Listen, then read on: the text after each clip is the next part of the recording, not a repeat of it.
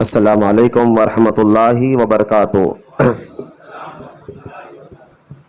الحمد للہ رب العالمین، والصلاة والسلام علی سید المرسلین وعلی آلہ واصحابہ اجمعین، اما بعد، وقال اللہ تعالی فی القرآن المجید: فاعوذ باللہ من الشیطان الرجیم، بسم اللہ الرحمن الرحیم۔ ضرب اللہ مثلا عبدا مملوکا لا يقدر على شيء وما رزقناه منا رزقا حسنا فهو ينفق منه سرا وجهرا هل يستوون؟ الحمد لله بل اکثرهم لا يعلمون۔ آمنت باللہ، صدق اللہ العلی العظیم۔ وقال اللہ تعالی بشان حبیبہ الکریم: ان اللہ وملائکتہ یصلون علی النبی یا ایھا الذین آمنوا صلوا علیہ وسلموا تسلیما۔ اللہم صل علی سیدنا و مولانا محمد معدن الجود والکرم وعلی آلہ وبارک وسلم۔ صلاۃ و سلاما علیک یا سیدی یا حبیبی یا رسول اللہ صلی اللہ تعالی علیہ وآلہ وصحبہ وسلم۔ الحمدللہ ہمارا جو یہ ہفتے واری اجتماع خانقاہ محبوب اولیاء میں بڑی عقیدت اور محبت کے ساتھ اپنے بزرگان دین کے عرس کی محفل بھی مناتا ہے، اور تربیتی کلاسز کے طور پر، درسی طور پر جو ہے ہر اتوار کو اجتماع رکھتا ہے۔ یہ اور بات ہے، آپ لوگ پابندی سے آتے نہیں۔ آج بھی محفل 11:15 کو میں اندر انٹر ہوتا تب خیرت ہو رہی تھی ماشاءاللہ، تو سب بڑے سے لے کے چھوٹے پتہ نہیں کیا سب کو ہو گیا ہے۔ تو خیر، ہمارا کام ہے کوشش کرنا، اللہ کا فضل ہوگا تو انشاءاللہ سب کے دل نرم ہوں گے اور ٹائم کی پابندی کریں گے انشاءاللہ۔ کوشش کرنا، ہم نہیں ہٹیں گے۔ تو لہٰذا آج کا یہ مبارک محفل جو ہے، جو عرس پیر پیرا میر میرا سیدنا شیخ عبد القادر جیلانی غوث اعظم دستگیر رضی اللہ تعالی عنہ کی یاد میں منایا جا رہی ہے۔ غالباً ہمارا یہ سمجھے کہ 16 سال سے یہ محفل چل رہی ہے۔ اگر عرس غوث اعظم کو دیکھا جائے تو برسوں سے ہم منا رہے ہیں، لیکن جو اجتماعی طور پر ہم نے جب سے یہ منانا شروع کیا ہے تقریر درس کے طور پر، تو یہ 8 سے 9 سال ہو چکا ہے الحمدللہ۔ دعا کہ اللہ تعالی ہمیں آخری سانس تک اس پہ عمل کرنے کی توفیق عطا فرمائے۔ اور آج کے یہ کیونکہ وقت کافی ضرور ہے، 1 گھنٹہ مجھے صرف بیان آپ کے سامنے کرنا ہے، تو وقت بالکل، ایک تو محفل دیر سے شروع ہوئی، آپ آتے ہی لیٹ سے ہے، آپ کو کتنا بھی بتائے کتنا بھی بولے تو اللہ ماشاءاللہ چند مریدین جو ہے نا وہ ٹائم پر آتے ہیں، اس کے علاوہ پورے کے پورے فیصلہ کر چکے کہ بھائی 11:30 12 کے درمیان ہی جانا ہے۔ حضرت کچھ بھی بولے، کیا بھی بولے، چلائے، میک پہ بولے، ہم نہیں سدھرنے والے ہیں نا، ہم اس بات کا اثر لیں گے۔ اور دوسرے کاموں میں ان کو وقت نکل جاتا ہے، اگر صبح ان کے کوئی پرسنل ان کا کام رہتا تو فجر سے کام شروع کر دیتے، کہاں ہے تو فجر کی نماز کے ساتھ بولتے حضرت یہاں پر بیٹھے ہوئے ہیں۔ لیکن جب اجتماع کا مسئلہ پتہ یہ ہو گیا ہے آج کل ہمارے اندر، اتنا بار بار بولنے کے باوجود بھی اگر تعجب ہے بس اتنا بولے۔ ابھی بھی مجھے معلوم ہے ان باتوں کا کوئی اثر آپ کو ہونے والا نہیں ہے، آپ لیٹ لیں گے، حیدرآبادی زبان میں بولے تو بالکل ایزی لے لیں گے ان باتوں کو، میرے کو اندازہ ہے، لیکن پھر بھی کیا ہے، درد رکھتے ہم، اللہ رسول سے محبت رکھتے تو آپ لوگوں کو بھی درد دینا چاہ رہے ہیں، تو بولنا ہمارا کام ہے۔ لیکن اندازہ ہے میرے کو کہ آپ سدھریں گے نہیں نا، اپنی باتوں پہ عمل کریں گے، خاص طور میں مریدوں کی بات کر رہا ہوں، اللہ میں سمجھ کی توفیق عطا فرمائے۔ کیا وجہ ہے 11:15 کو شروع کریں آپ؟ آدھا گھنٹہ میں تک چلا مسئلہ۔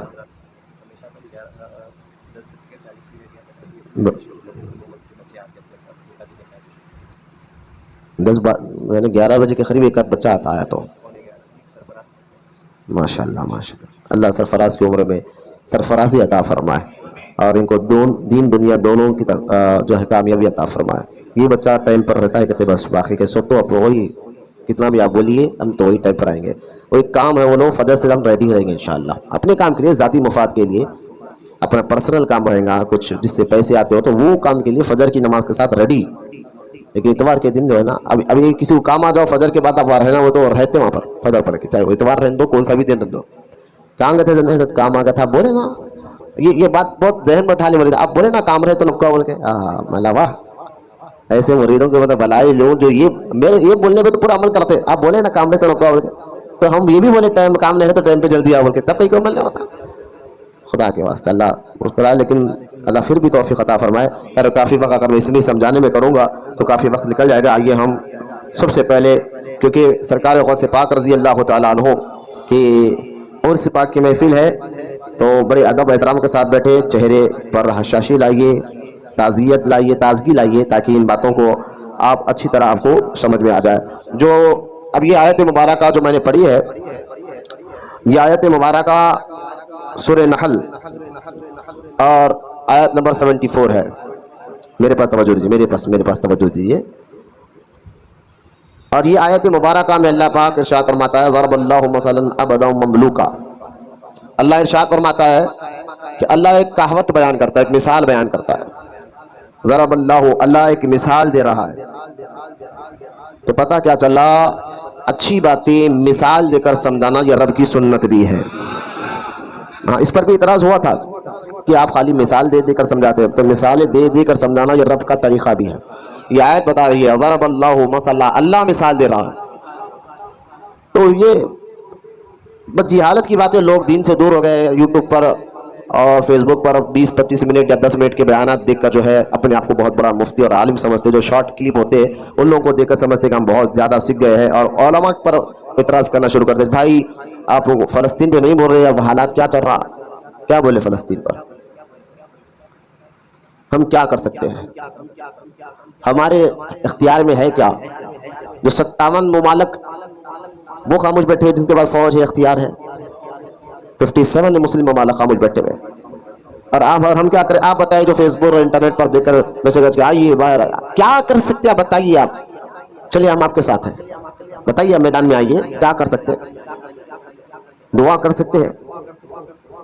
احتجاج کرنے کی تو آج اب بڑے تو خاموش بیٹھے، ہم کر رہے احتجاج، لیکن دعا کریں گے آزادی احتجاج کریں، اس سے زیادہ کیا کر سکتے ہیں آپ؟ اور سرکار غوث اعظم کے دور میں بھی فلسطین پہ جب حملہ ہوا تھا تو غوث پاک رضی اللہ تعالیٰ عنہ نے، میں نے بار بار یہ بات کہی ہے کئی تقریروں میں، غوث اعظم نے خود، غوث پاک نے اپنے مریدین میں جو ان کو اللہ پاک نے دولت سے نوازا تھا، خود بھی پیسہ خرچ کیا، اور اپنے مریدوں کو جن کو اللہ نے دولت سے نوازا تھا ان کو بلا کر جو ہے فلسطین سے ہزاروں لوگوں کو بغداد میں بلایا. ان کے کھانے کا، ان کے رہنے کا، ان کے پڑھنے کا پورا انتظام غوث اعظم نے کیا تھا.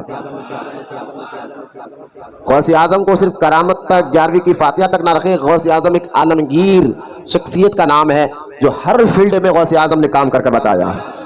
چاہے وہ دین کا معاملہ ہو غوث اعظم، سیاست کا معاملہ ہو غوث اعظم نے دیکھا. اگر بادشاہ کی ہمت نہیں ہوتی تھی کہ کلم کلا کوئی گناہ کر سکے، عام تو چھوڑ دے آدمی، کس فیلڈ میں آؤ، قوم میں جہاں کہیں بھی مسلمان اگر پریشان ہوتا غوث اعظم مچل جاتے.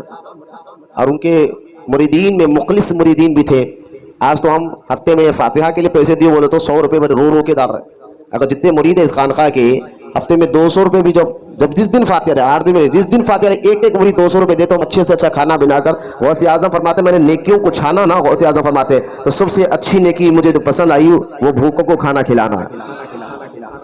تو معلوم ہے آپ کو پیسے کہاں خرچ ہوتے ہیں. ہم 100-200 روپے کا ایسے ہوتے ہیں، وہاں غوث اعظم رضی اللہ تعالیٰ کے ایک اشارے میں لوگ جانے دینے کے لیے تیار ہے.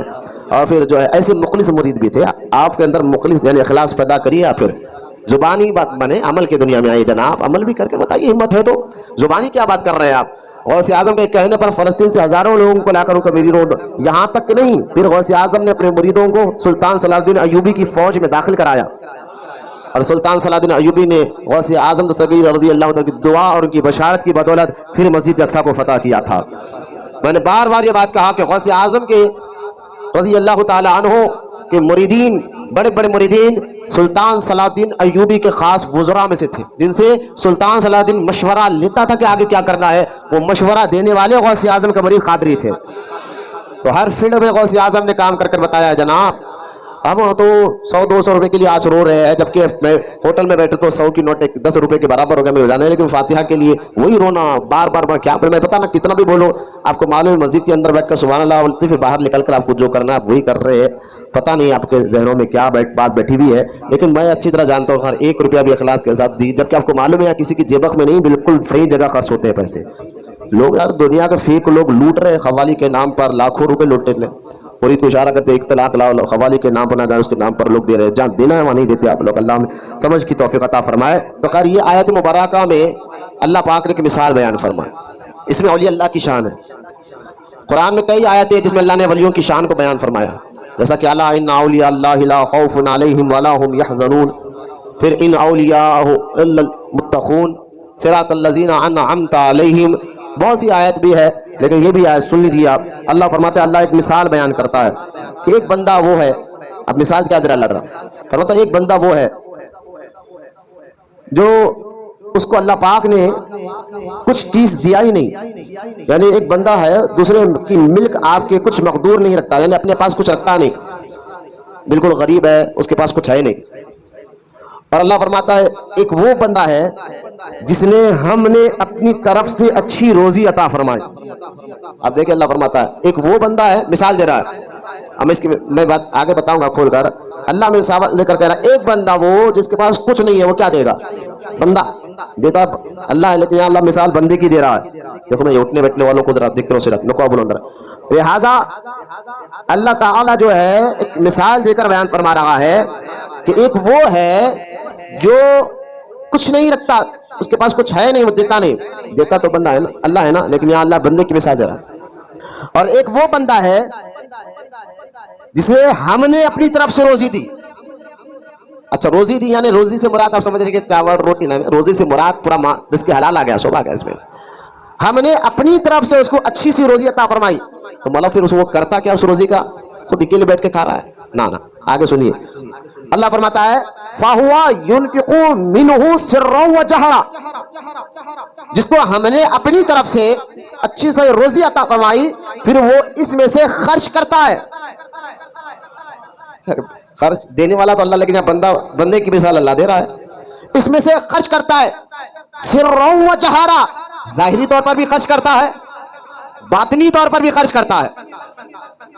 اب اللہ فرماتا ہے هل يستوون، اب بتاؤ تم، اللہ پوچھ رہا ہے بتاؤ تم لوگ، هل يستوون، جو وہ بندہ کچھ دیتا نہیں اور ایک بندہ وہ ہے جس کو میں نے دیا اور میرے دیے ہوئے رزق سے وہ ظاہری طور پر بھی خرچ کرتا ہے، باطنی طور پر بھی خرچ کرتا ہے، کیا یہ دونوں برابر ہو گئے؟ یہ اللہ فرما رہا ہے هل يستوون، بتاؤ کیا یہ دونوں برابر ہو جائیں گے؟ نہیں ہو گے نا. ایک عام انسان ولی، بولو نا سبحان اللہ، یہ دونوں کیسے برابر ہو جائیں گے؟ اولیاء اللہ، ارے غوث اعظم نے بگڑی بنا دی. آپ کہیں گے یہ کیا کہہ رہے ہو؟ میں نے کہا یہ میں نے اللہ کا کلام کہتا ہے ایک وہ ہے جو دیتا ہے، ظاہری طور پر بھی دیتا ہے اور باطنی طور پر بھی دیتا ہے، تم اس کے برابر کہاں ہو؟ پھر اللہ فرماتا ہے دونوں برابر ہو گئے؟ کہا نہیں. تو اللہ فرماتا ہے الحمدللہ، بولو نا سبحان اللہ. آپ دیکھ خود اپنی تعریف اللہ بیان کرتا ہے. پہلے کہاوت بیان کی اور کہا کہ بتاؤ دونوں برابر ہو گئے؟ کہا نہیں. تو اللہ فرماتا ہے الحمدللہ. لوگ کو بات جنوں کو اعتراض ہوتا ہے، بیان کرتے کرتے بولو سبحان اللہ، بولو سبحان اللہ بولتے رہتے ہیں. میں نے کہا خود اللہ اپنی کہاوت بیان کر کر کہتا ہے الحمدللہ. میں کتنے باتیں بتاؤں، اگر ایک ایک آیت کو رک کر بولوں گا تو کافی وقت ہو جائے گا. اللہ فرماتا ہے الحمدللہ بل اکثرهم لا يعلمون، لیکن بلکہ ان میں سے اکثر کو خبر نہیں. اب یہ آیت میں تعویلات اہل سنہ کتاب کا نام اور علم کلام کے بہت بڑے، جن کے ہم اور آپ علم کلام میں عقیدے میں جس کے فالو کرتے ہیں، جس کو اپنے عقیدے کا امام مانتے ہیں، وہ ہے امام ابو منصور ماتوریدی رضی اللہ تعالیٰ عنہ. امام ابو منصور ماتوریدی رضی اللہ تعالیٰ عنہ یہ اہل سنت وجہ کے، اہل سنت و جماعت کے علم کلام یا عقیدے کے امام ہیں.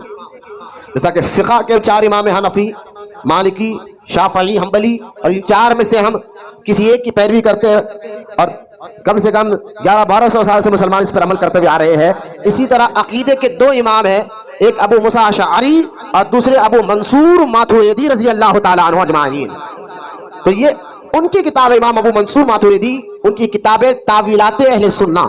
اس کتاب میں آپ نے اس آیت کے بارے میں فرمایا جو اللہ یہ کہہ رہا ہے ضرب اللہ مثلا، تو آپ کا ذہن یہ کہ اللہ تو ایک مثال دے رہا ہے نا. آپ یہ کہہ سکتے ہیں اللہ ایک مثال دے رہا ہے. تو آپ امام ابو منصور ماتوریدی فرماتے ہیں ہاں اللہ مثال دے رہا ہے. اس کا مطلب یہ مت سمجھیے کہ باہر خارج میں وہ چیز نہیں ہے. مثال بندہ، عقل مند بندہ مثال وہی دیتا ہے جو خارج میں ہو رہا ہوتا ہے، جو باہر میں ہو رہا ہوتا ہے، اسی کی مثال دے کر کہتا ہے دیکھو آج کے لوگ کیا کر رہے ہیں، وہ بندہ کیا کر رہا ہے، یہ بندہ کیا. تو مثال اسی کی دی جاتی ہے جو ہو رہا ہے. تو یہاں اس آیت میں امام ابو منصور ماتوریدی فرماتے ہیں یہ مت سمجھو کہ اللہ صرف مثال دے رہا ہے، خارج میں ایسے بندے ہیں تبھی تو اللہ مثال دے رہا ہے. میری بات سمجھ میں آ رہی ہے نا؟ خارج میں ایسے بندے ہیں، تبھی تو اللہ مثال دے رہا ہے. یعنی یہ مثال صرف مثال کے تک نہ سمجھے، خارج میں ایسے بندے ہیں جو اللہ کے رزق کو بانٹتے ہیں. تو آج ظاہری طور پر بھی، چھپے ہوئے طور پر بھی آپ کہیں گے حضرت وہ کون سے بندے ہیں جو اللہ کے دی ہوئی رزق سے لوگوں میں تقسیم کرتے ہیں؟ ظاہر میں بھی اور باطن میں بھی. میں کہہ رہا ہوں وہی تو تعویلات اہل سنہ میں امام ابو منصور ماتوریدی فرماتے ہیں ان بندوں کو اولیاء اللہ کہا جاتا ہے. فتویٰ مجھ پر نہیں لگانا، امام ابو منصور ماتوریدی نے یہ جملہ لکھا ہے آج سے 1200 سال پہلے. آج کی بات ہے، 1200 سال پرانی بات ہے.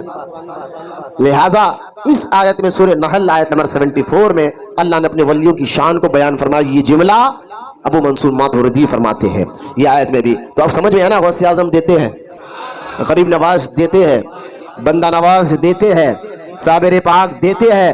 آپ کہیں گے ان سے مانگتے کیوں ہو؟ ارے نے کہا بھائی دینے والا رب ہی ہے، اللہ نے ان کو دے کر اختیار عطا فرمایا ہے.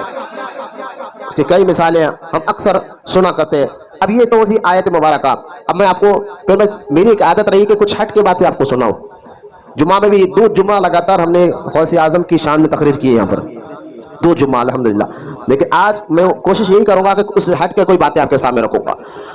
میں آپ کو بتا رہا ہوں، دیکھیں ایک حدیث ہے. اب یہ تو قرآن کی آیت ہو گئی جس میں اولیاء اللہ کی شان کو اللہ نے بیان فرمایا. اب آئے ایک حدیث پاک، مسند الفردوس کتاب کا نام ہے. امام دہلمی نے اس کتاب کو لکھا، حدیث کی کتاب مسند الفردوس. اس کتاب میں یہ حدیث پاک موجود ہے کہ نبی سیدنا انس بن مالک رضی اللہ تعالیٰ عنہ فرماتے ہیں کہ اللہ کے رسول صلی اللہ تعالیٰ علیہ وسلم نے ارشاد فرمایا کہ ولیوں سے تم دوستی رکھو، ان سے محبت رکھو اور ان کے قریب رہا کرو. یہ حدیث سنیں آپ، مسند الفردوس حدیث کی کتاب کا نام. ولیوں سے تم دوستی رکھو، ان سے پہچان رکھو، ان کے قریب رہا کرو. ہم کس سے دوستی رکھتے ہیں، کس کے قریب رہ رہے ہیں، کس کو ہم پہچانتے ہیں؟ آج تو ہم یہ مزاج ہو گئی ہے کہ فلاں لیڈر صاحب ہمارے کو پہچان لے، ہم وہ لیڈر ہے پہچانتے میرے کو، روڈی صاحب پہچانتے میرے کو، پہلوان صاحب پہچانتے میرے کو. یہ کچھ کام آنے والے نہیں ہے. مسکرانے کی بات بھی سمجھیے آپ، یہ کام آنے والے نہیں. روڈی پہلوان لیڈر ان اللہ کے نیک بندوں سے پہچان بنائیے، ان کے قریب ہوئے جو دین اور شریعت کے پابند ہے، جو اللہ کی رضا کے لیے لوگوں کو بلاتے ہیں، تو ان سے پہچان رکھنا، ان کے قریب رہنا اور ان سے محبت کرنا یہ اللہ کے رسول کا حکم ہے. صحابہ نے پوچھا یا رسول اللہ اگر ہم نے ان سے پہچان کر لیا اور ان کے قریب ہو گئے اور ان کی صحبت میں بیٹھنے والے ہو گئے، اس کا فائدہ کیا ہوگا؟ تو سرکار مدینہ صلی اللہ تعالیٰ علیہ وسلم فرماتے ہیں پھر یہ اولیاء اللہ، یہ ولی اللہ جو ہے قیامت کے دن اپنے پہچان والوں کی بخشش کرا کر جنت میں لے کر جاتے ہیں.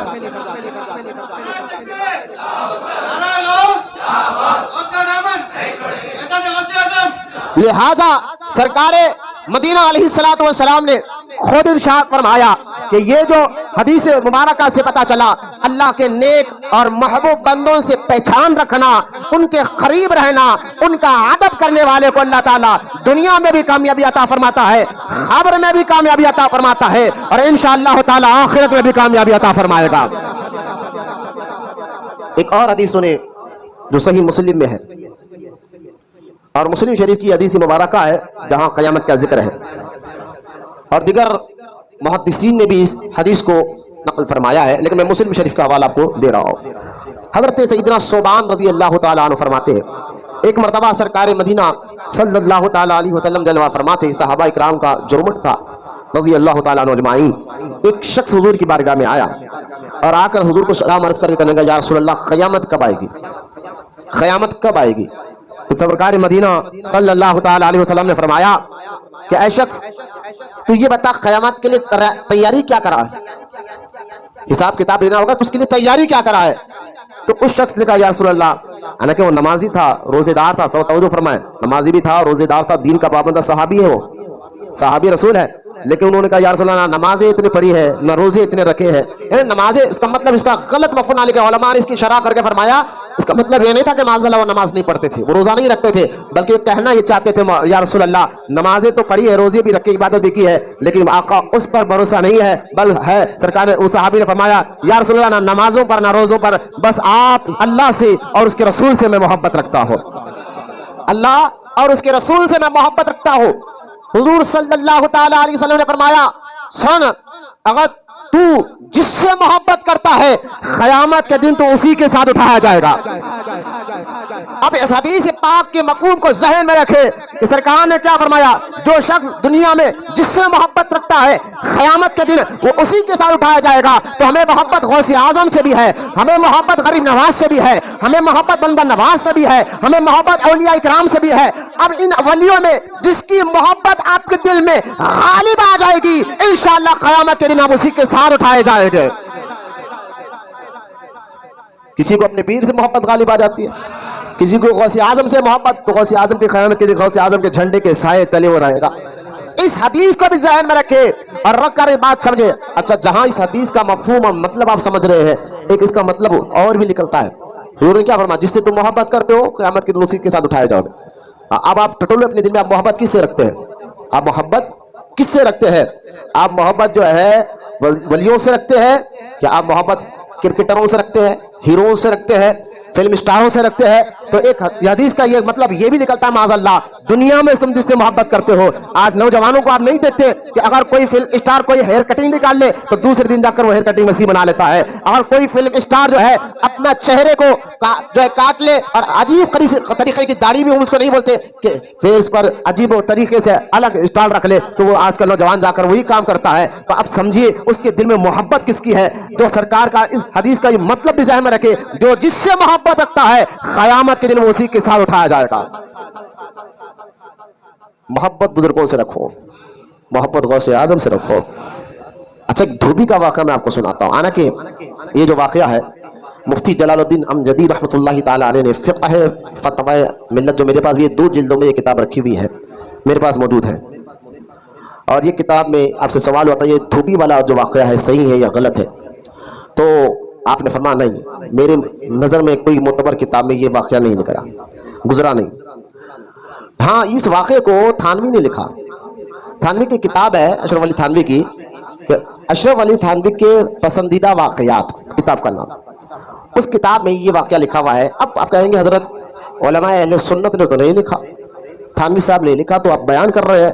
تو میں ہمارے استاد سے ایک بات سیکھی تھی, فرمایا کہ اگر کوئی واقعہ دین سے نہ ٹکراتا ہو, شریعت سے نہ ٹکراتا ہو تو اس کو بولنا چاہیے. تو وہ دھوبی کا جو واقعہ میں اس لیے بول رہا ہوں, حالانکہ علماء نے منع فرمایا ہے, لیکن میں بات ظاہر میں سمجھتا ہوں دین سے اس کو کوئی ٹکراؤ نہیں ہو رہا ہے. کیونکہ جب قبر میں وہ دھوبی جو کپڑے دھوا کرتا تھا غوث اعظم کے رضی اللہ تعالیٰ عنہ, وہ دنیا سے چلا گیا, قبر میں جا کر فرشتوں نے سوال فرمایا کہ من ربک کا. اس واقعے کو علامہ فاروق خان رضوی نے بیان فرمایا ہے, فرمایا من ربک کا. آپ علامہ فاروق خان رضوی کا نام اس لیے لے رہا ہوں, آپ جانتے کہ وہ کتنی کتابوں کا مطالعہ رکھتے ہیں, کتنی کتابیں ان کی نظر میں رہتے ہیں, آپ کو اندازہ ہے. تو میں یقین جانیے کچھ آج ہم ہیں نا جو فروغ کے مسئلے ہیں اس میں الجھا کر رکھے. جب مفتی اعظم ہند مصطفیٰ رضا خان نے جب یہ فتویٰ دیا تھا کہ میک پہ نماز نہیں ہوگی, تو اسی مفتی اعظم ہند کے مدرسے میں پڑھانے والے مفتی افضل حسین صاحب نے فتویٰ دیا تھا کہ میک پہ نماز ہو جاتی ہے اسی وقت.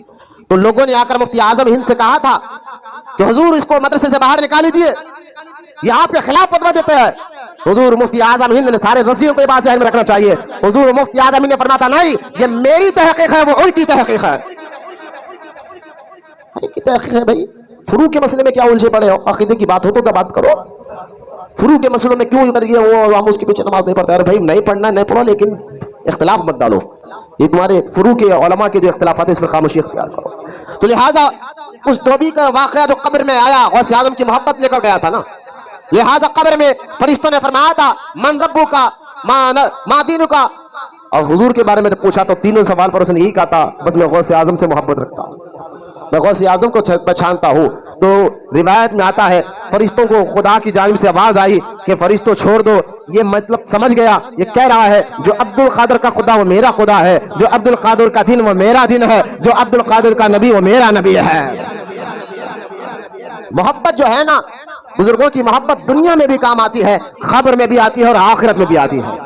اس لیے سرکار غوث پاک رضی اللہ تعالیٰ عنہ نے فرمایا کہ اگر اللہ کی بارگاہ میں تم دعا کر رہے ہو میرے نام کا وسیلہ لے کر دعا کرو, اللہ تعالیٰ اس دعا کو ضرور قبول فرماتا ہے جس دعا میں میرے نام کا وسیلہ لے کر کیا جاتا ہے. محبت ہے تو وسیلہ لے کر بھی دعا مانگتے ہیں. لہٰذا مجدد الفسانی کا وہ مشہور اور معروف واقعہ دنیا جانتی ہے کہ آپ نے اپنے بیٹوں کے استاد کے لیے غوث اعظم کا وسیلہ دے کر دعا مانگی تو اللہ پاک نے ان کے بیٹے کے استاد کو جو بدبخت لکھا تھا تو خوش بخت، سعید بخت اور جنتی بنا دیا تھا. نام وسیلہ. میں اس واقعے کے اس لیے نہیں بول رہا ہوں کہ میں نے کئی مرتبہ اس واقعے کو یہاں پر بیان فرمایا ہے. اب یہ باتیں ذہن میں رکھیں. اب سرکار غوث پاک آپ سمجھ گئے اولیاء اللہ کی شان. وقت بالکل قریب آ رہا ہے، چہرے میں آپ کے دیکھ رہا ہوں، بولے محبت سے سبحان اللہ. اب ان باتوں سے ہمیں پتہ چل گیا غوث اعظم دستگیر رضی اللہ. ہم اصل میں علم حاصل کرتے نہیں ہیں. اگر وہ آج کل تو پورا 1 گھنٹہ 1.5 گھنٹے کا بیان سننا تو بوجھ ہو گیا ہے. لوگ 5 منٹ 10 منٹ کے بیانوں کو سن کر جو ہے اپنے آپ کو مفتی اور عالم سمجھ جاتے ہیں. تحقیق کی بات کرتا رہا ہوں کہ آپ جو ہے نا ذرا تحقیق پسند ہو تو اگر کوئی مسئلے میں کوئی عالم کسی بات کا انکار کر رہا ہے تو آپ کیا کرو اور تحقیق کرو اس مسئلے پر. کسی ایک عالم کو لے کر اس کو مارکیٹ میں نہ لاؤ. اگر وہ مسئلہ فروع کا ہو، اگر وہ مسئلہ فروع کا ہو تو مارکیٹ میں نہ لاؤ، بلکہ ہاں اگر کوئی عقیدے کے خلاف کوئی بک رہا ہے جو اہل سنت و جماعت کے عقیدے ہے تو اس کو کھل کر بولو. اب نہ ڈرنے کی ضرورت ہے نہ چھپانے کی ضرورت ہے. عقیدے کی بات میں نو کمپرومائز. کمپرومائز نہیں کیا جاتا اگر کوئی بندہ عقیدہ بگاڑ لگا ہے. لیکن فروع کے مسئلے میں اللہ کے واسطے زبان بند رکھو. ذرا اس کو فیس بک پر واٹس ایپ پر مت چلاؤ. میں یہ تربیت کی طور پر آپ کو کہہ رہا ہوں. جو ان خانقاہ میں آتے ہیں، جو مجھ پر یقین کرتے ہیں، کسی کا مذاق بنانے نہیں، نہ کسی کو تانا دینے نہیں. بس ان کو اگر وہ اپنے یہاں پر آ کر علم حاصل کر یہ ذہن لے کر جاتے جو حدیث میں آیا ہے، تمہیں اگر کوئی تمہیں ایک حدیث بھی سنا دے وہ تمہارا آقا ہے. سرکار نے کیا فرمایا؟ اگر تمہیں میری طرف سے ایک حدیث بھی تمہیں سنا دے تو تمہارا آقا ہے. آقا سے مراد وہ تمہارا استاد ہے. یہ حدیث کا مفہوم بتا. اس کے تحت اگر آپ میری باتوں کو سمجھنے اور سیکھنے کے لیے یہاں پر آتے ہیں اور اپنے اندر انقلاب پیدا کرنے کے لیے آتے ہیں تو خدا کے واسطے میں آپ کو بول رہا ہوں کہ آپ فروع کی باتوں میں صبر اختیار کریں. فیس بک اور واٹس ایپ پر اس پیج کو نہ چلائے سوائے عقیدے کی بات ہو. آپ اس کو کھل کر بولے میں بھی آپ کے ساتھ ہوں. اگر کوئی جو ہے نا عقیدے کے خلاف باتیں کر رہا ہے، لہذا کیونکہ ہم علم حاصل نہیں کرتے. میں آپ کو غوث اعظم کا علم کیا بتاؤں، میں آپ کو بتاؤں کیونکہ غوث اعظم کے بارے میں آپ جانتے ہیں. سرکار غوث پاک رضی اللہ تعالیٰ عنہ 90 سال کی زندگی، 470 ہجری میں پیدا ہوئے، 560 ہجری میں دنیا سے تشریف لے کر گئے اور آج بھی زندہ ہے. آج بھی زندہ ہے. لہذا اگر 470 اور 560 کی ہجری کا یہ لگائے تو 90 سال کی زندگی غوث اعظم کی بنتی ہے. اور 90 سال کی زندگی میں غوث اعظم 18 سال کی عمر میں گیلان چھوڑ کر بغداد آئے، جامعہ نظامیہ میں داخلہ لے کر پڑھے. بولو محبت سے سبحان اللہ. گیلان چھوڑ کر، جس کو جیلان کا وہاں چھوڑ کر بغداد آئے. اور بغداد سے گیلان آج بھی 200 کلومیٹر، 150 سے 200 کلومیٹر دور ہے بغداد سے گیلان.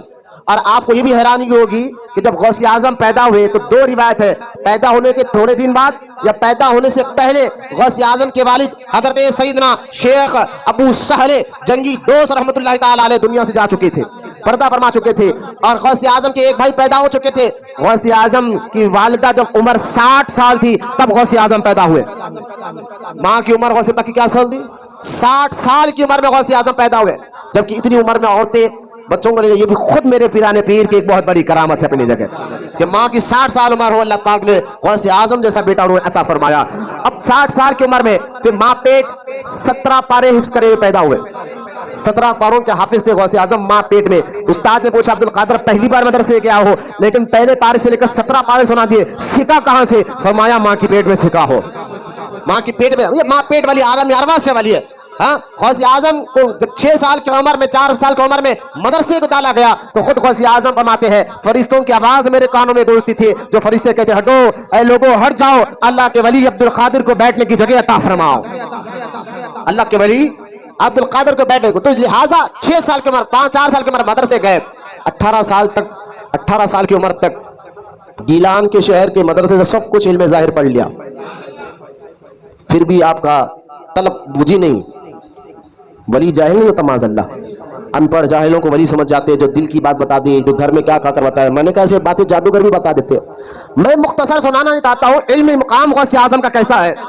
پھر آپ جو ہے 18 سال کی عمر میں ماں سے اجازت لے کر سیدھا آئے بغداد کو.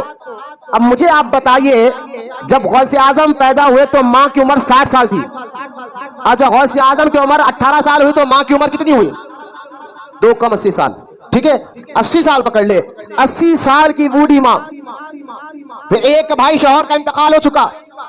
अब अंदाज इस कैफियत को जहन में रखिए आप जरा इन बातों को। हम तो अपने लगते घर को अपने दूर मदरसे में तो दूर की बात है, बस करीब के स्कूल में डालकर बार बार पूछते कैसा है क्या नहीं, लेकिन यह गौसे आजम की माँ इमाम हुसैन की बेटी है, हुसैन पाक की बेटी है, करबला का वाकया ज़हन में रखे। तो ऐसी कैफियत उनकी नस्लों में आई है, लिहाजा 18 साल की उम्र में माँ से इजाजत लेकर बगदाद आए पढ़ने के लिए।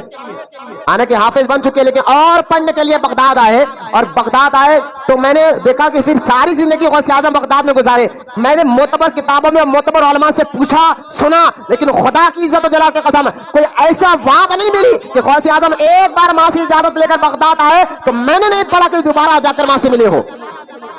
दोबारा फिर सारी जिंदगी गौसे आजम की माँ से मुलाकात नहीं हुई। 18 साल की उम्र में बूढ़ी 80 साल की माँ, और माँ भी तो माँ थी ना। ये नहीं कहा कि बेटे नौजवान बेटा चले जाएगा तो हमें आजकल नौजवान बच्चे बुढ़ापे का सहारा होते माँ बाप के, हमें छोड़कर जाएंगे तो होगा क्या। लेकिन माँ ने खुशी से इजाजत देकर और जो है ना दिनार देकर भेजा कि बेटा जाओ मैंने अल्लाह के लिए तुझे आजाद किया और जा खूब दीन का काम करना। चुपके वलियों के सरदार नहीं बने, ऐसे कुर्बानियां भी दी है गौसे आजम ने। हाँ ऐसे कुर्बानियां भी दी है, और चुपके मुहियुद्दीन यानी आपका एक लक़ब है मुहियुद्दीन, दीन को जिंदा करने वाले। अब आप पढ़िए, आप फिर आप गौसे पाक 18 साल की उम्र में जहाँ बगदाद आए गीलान से, और जामिया निजामिया जहाँ दाखिला लिया उस मदरसे में, और उस मदरसे के जो उस्ताद है शेख हम्माद रहमतुल्लाह ताला अलैह, उनके साथ रहकर खूब पढ़ा, इतना पढ़ा, यहाँ तक की बात आती है कि गौसे आजम अपने उस्ताद के नालैन को भी सीधा करते थे, कपड़े भी धोया करते थे, और अपने उस्ताद के बर्तन भी धोया करते थे। ये अदब था बुजुर्गों का अपने उस्तादों का। हाँ पढ़ रहे हैं गौसे पाक, सिर्फ 11वीं के तक समझते हैं ना जरा, गौसे आजम की मेहनत भी देखो पढ़ने के लिए कैसा पढ़ा। उस्ताद के कपड़े भी धोया करते थे शेख हम्माद रहमतुल्लाह ताला अलैह। लिहाजा वहां कई दिन रहे, फिर आप पढ़कर देखे कई दिन ऐसे भी हालत गुजरे गौसे पाक के कि आपको 3-3 4-4 दिन तक खाना नहीं मिलता था। भैया आज भी मदरसों में क्या हालत आप देखिए, इल्ला माशाल्लाह में अगर कोई बाहर वाले ताउन करे तो अच्छा खाना मिलता मदरसे के बच्चों को। आज भी 2023 की बात कर रहा हूं मैं आपको, अच्छा कोई ताउन करे तो खाना मिलता है, वरना जो मिला खा के नहीं मिला भूखे रहे। लेकिन पढ़ते थे तो आज से 800 साल पहले तो चलता था दौर, आज ऐसा है तो उस दौर में तो। लेकिन मदरसे में टिक कर पढ़ाई करे, और पढ़ाई करने के बाद आप देखे फिर कई दिन ऐसा भी हुआ कि 2 दिन 3 दिन गौसे आजम को खाने के लिए कुछ नहीं मिला, भूखे थे आप लेकिन पढ़ रहे। अरे छोड़ो यार भूखे रह के क्या पढ़ना कराना, चलो बहुत थोड़ा बहुत पढ़ लिया, हाफिज तो बन गया, चलो जाकर मैंने ना भूख बर्दाश्त कर रहे हैं। गौसे आजम फरमाते कि अगर भूख जब बर्दाश्त नहीं होती तो मैं जंगल में जाता ताकि वहां के पत्ते खाकर पेट भरूं। तो मुझसे पहले कई औलिया अल्लाह को मैंने देखा कि वहां जंगल के पत्ते खाकर गुजारा करते थे। ये मेहनत और मशक्कत कर गौसे आजम ने इल्म दीन को हासिल फरमाया। और आप पढ़े कब तक, 18 साल की उम्र से फिर आप जो है ना अबू सईद मखजूमी रहमतुल्लाह ताला अलैह से मुरीद हुए, और पढ़ते रहे। गौसे आजम जो है ना 53 साल की उम्र, जब 50 पर 3 साल गौसे आजम की उम्र हुई, तब आपने बगदाद में पहली मर्तबा तकरीर की। आप कहेंगे जब तक क्या करते थे गौसे आजम, तो गौसे आजम के 2 ही काम थे, पढ़ना और पढ़ाना। क्या काम थे? हाँ इबादत तो पूछे मत, 40 साल इशा के वजू से फजर की नमाज अदा फरमाए, 15 साल रोजाना रात में एक पैर पर ठहरकर पूरा कुरान पढ़ा करते थे गौसे आजम। ये इबादत, मैं आपको पढ़ने पढ़ाने की बात बताता हूँ। 53 साल की उम्र तक गौसे आजम ने पढ़ना और पढ़ाने का काम किया है। तो मैं उन लोगों को कहना चाहता हूँ जो ये बात कहते हैं कि हाथ मिलाकर मुर्शिद के हम कहते हैं आग से पिला देंगे, हमें नमाज की जरूरत नहीं है, हमें मेहनत और मशक्कत की जरूरत नहीं है। मैं कहता हूँ ये बातों से बाहर आओ और हकीकत की दुनिया को देखो कि गौसे पाक जो वलियों के सरदार है, वलियों के इमाम है, और आज भी गौसे आजम जब तक दस्तखत ना करे किसी वली को अल्लाह विलायत देता ही नहीं है। ये मेरे गौसे आजम का मुकाम मर्तबा है, लेकिन उनकी जिंदगी 53 साल की उम्र तक पढ़ने और पढ़ाने में गुजरी है। लिहाजा खवाली में बैठकर अपने आप को पहुंचाना समझने वालों, खवाली इंकलाब नहीं लाएगी। सिलसिले चिश्तियों पे लाखों सलाम, मैं कवाली का इनकार नहीं कर रहा हूं। अगर अपने आप में और दुनिया में इंकलाब पैदा करना है तो तुम्हें मदरसे में आना होगा और इल्म हासिल करना होगा। तो ये मदरसा है जो लोगों में इंकलाब पैदा फरमाता है। गौसे आजम इंकलाब कैसे लाए? मदरसे से लाए। जब आप अबू सईद मखजूमी के जब मुरीद हुए ना, फिर उनके इंतकाल के बाद आपके पीर मुर्शिद के जिस कमरे इंतकाल से पहले आपने एक जो कमरा था जो अभी मौजूदा गौसे आजम का मज़ार है, वही उलमा फरमाते वही जगह थी जो आपके पीर मुर्शिद उसी कमरे में बैठकर قرآن اور یعنی مدرسہ چلایا کرتے تھے. جب آپ دنیا سے جانے سے پہلے اسی مدرسے کے مدرس اور اپنے بڑا بنا کر غوث اعظم کو دنیا سے گئے, اور غوث اعظم پھر اسی کمرے میں بیٹھ کر انقلاب پیدا فرمایا. ہاں, انقلاب مدرسوں سے ہی آتا ہے. تو خدا کے واسطے ہمارے پیسے صحیح جگہ خرچ کرو, آپ صحیح جگہ. اہل سنت و جماعت کے جو صحیح العقیدہ مدرسے ہے, آپ کے اندر قوم میں تبدیلی مدرسے سے آتا ہے, دین کی سمجھ مدرسوں سے آتی ہے. خانقاہ ہے, غوث اعظم آگے چل کر جس مدرسے میں چلائے ہے وہ آگے چل کر وہی خانقاہ بنی ہے. پھر اسی مدرسے میں رہ کر غوث اعظم ظاہری علم بھی لٹاتے تھے اور باطنی علم بھی نوازتے تھے. ایک وقت ایسا آیا جب بغداد میں ایسی بھیانک بیماری پھیلی جس بیماری سے ہزاروں لاکھوں لوگ مرنے لگے, تو لوگ غوث اعظم کو اسی مدرسے میں آ کر کہا تھا, اے عبد القادر جیلانی, آج بغداد میں اتنی بھیانک بیماری پھیل گئی ہے کہ آج ہزاروں لوگ انتقال کر رہے ہیں, دنیا سے جا رہے ہیں, آپ کچھ کیجئے. تو غوث اعظم نے فرمایا تھا کہ جو میرے مدرسے کے سامنے پانی کا کنواں ہے, جو اس پانی کو پی لے گا اللہ اس کو بیماری سے شفا عطا فرما دے گا. پھر غوث اعظم نے فرمایا ٹھیک ہے, اگر پانی نہیں تو آپ مدرسے کے سامنے کی گھاس کو اکھاڑ کے کھا لو. بولو نا سبحان اللہ. مدرسے جو میرے مدرسے کے سامنے گھاس ہے نا, اس گھاس میں اکھاڑ کر کھا لو, اللہ اس کو شفا عطا فرما دے گا. یہاں تک کہ اسی مدرسے میں رہ کر کمال ایسا ہوا, ایک نوجوان غوث اعظم کی بارگاہ میں آ کر فرمایا تھا کہ یا غوث, میں نے اپنے والد کو خواب میں دیکھا ہے, اس کے قبر کے اندر بہت زیادہ عذاب ہو رہا ہے, اب دعا کر دے کہ اللہ تعالیٰ اس کو عذاب سے آزاد کر دے. تو غوث اعظم نے فرمایا تھا پہلے یہ بتا کیا تیرے والد نے کبھی میرے مدرسے میں آ کر مجھ سے ملاقات کی؟ تو بیٹے نے کہا مجھے تو یاد نہیں ہے سرکار کہ کبھی میرے والد آپ کے مدرسے میں آ کر آپ سے ملاقات کی ہو. تو غوث اعظم نے دوسری بات پوچھی, کیا تیرے والد کبھی میرے مدرسے کے سامنے سے گزرے ہیں؟ تو وہ بیٹے نے کہا ہاں ہاں, ایسا کئی مرتبہ میں نے دیکھا ہے کہ میرا باپ آپ کے مدرسے کے سامنے سے گزرا ہے. تو غوث اعظم نے فرمایا جا, اللہ اس کی بخشش فرما دے گا. مدرسہ ہی تھا جو سامنے سے گزر جاتا. کیا مدرسہ تھا جس پہ غوث اعظم پڑھاتے تھے. اس مدرسے کی گھاس کھا لے تو بیماروں سے شفا. گھاس مدرسے کے اندر نہیں, باہر کے روڈ پر جو سامنے ہوتی ہے, اس مدرسے کے سامنے کے پانی کا کنواں پی لے تو, کنویں کا پانی پی لے تو اللہ شفا دے دیتا. سامنے سے گزر جانے والوں کے اللہ بخشش فرما دیتا. تو اس مدرسے میں پڑھنے والوں کا مقام کیسا تھا ہوگا, مرتبہ کیسا تھا ہوگا.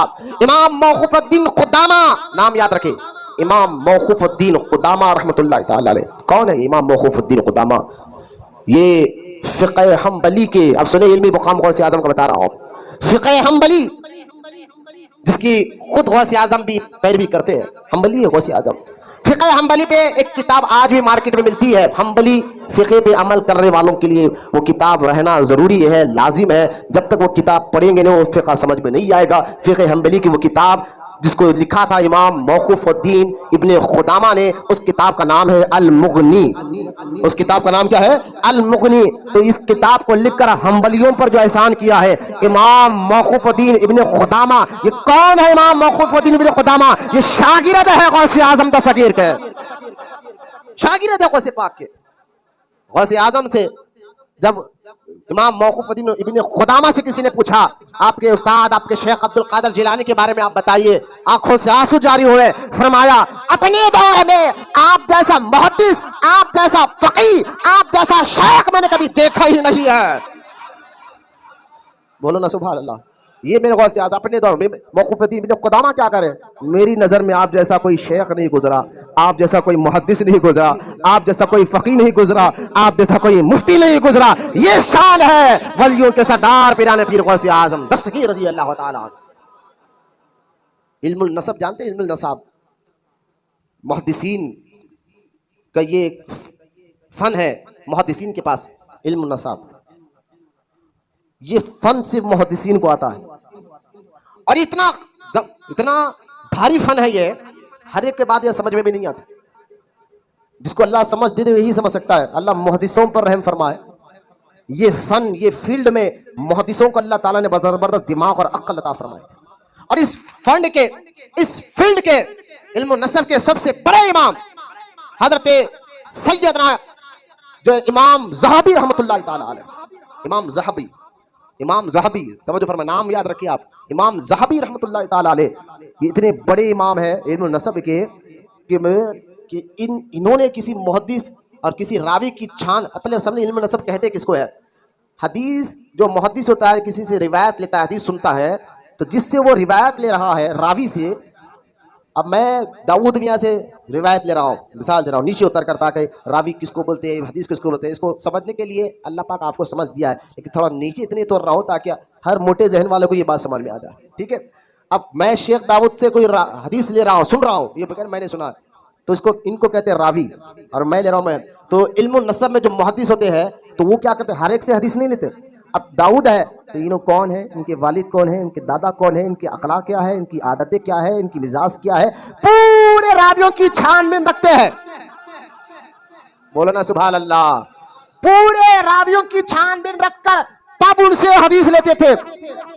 تو اس فن میں بھائی یہ بات یاد رکھنا، آپ کو اپنے دادا کا تک نام معلوم ہوگا، پردادا، سکڑ دادا، ہم تو اپنے دادا پردادا کے نام نہیں تک جانتے ہیں، لیکن جو علم النسب کے جو فیلڈ کے امام ہوتے ہیں نا محدثین، وہ فیلڈ کے امام جو ہے راویوں کی چھان بین کرتے ہیں. جس حدیث کو وہ لیتے ہیں تو جس حدیث کو لینے سے پہلے وہ جو راوی بیچ میں رہتے ہیں وہ کون تھے، ان کے اخلاق کیا تھا، ان کی بات چیت کیا، ان سے حدیث لیں گے یا نہیں لیں گے، سنا جائے گا یا نہیں سنا جائے گا، ان کی عادتیں کیسی تھی، ان تمام باتوں کا علم علم النساب کے اماموں کو ہوتا ہے، محدثین کو ہوتا ہے. اور اس فیلڈ میں علامہ ذہبی اونچے مقام پر ہے.